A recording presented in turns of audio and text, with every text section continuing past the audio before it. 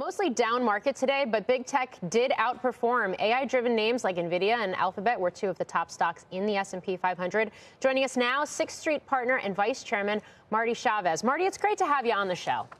Always a pleasure. I mean, we were just talking about, and we have been all year, the impact of AI on the broader market and the fact that you have seen these big tech names shoot higher. But what does it mean in finance, and what does it mean for a firm like Sixth Street as you think about investing in this landscape?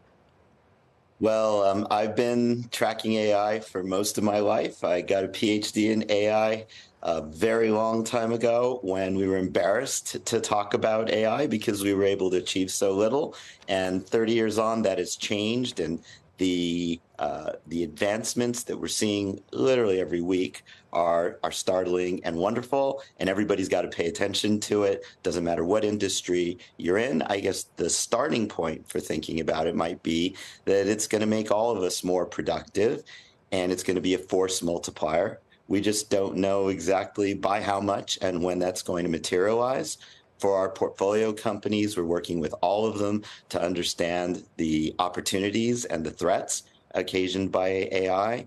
And we and other financial firms are also introspecting. Yeah. Are you making targeted investments specifically geared towards AI right now?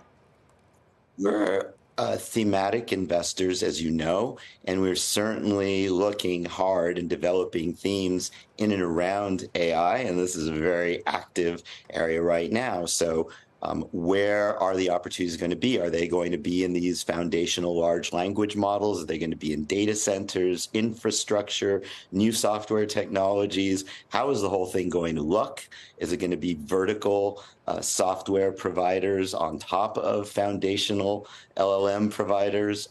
We're investigating and forming theses on all of it.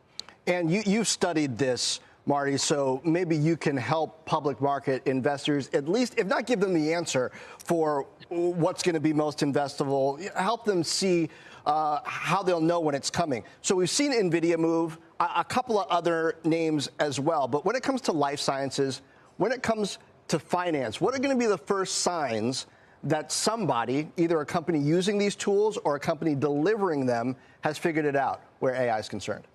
Well, everybody's working on it. I would look at other big developments in technology and see how they played out to look for possible patterns. So right now, clearly the first beneficiary is NVIDIA, making the chips that everybody is using. But there's a lot going on in chips. There are other manufacturers. There are hyperscalers who are designing their own chips in collaboration. Generally, we find that the opportunities proceed up the stack. So you're going to start with foundational tools such as the chips, but eventually that's going to go off into data centers and software.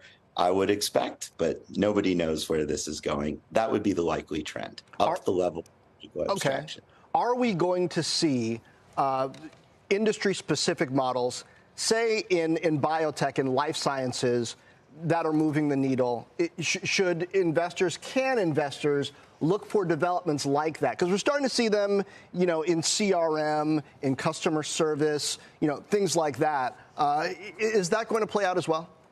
Well, here's one place to look, and it is already happening.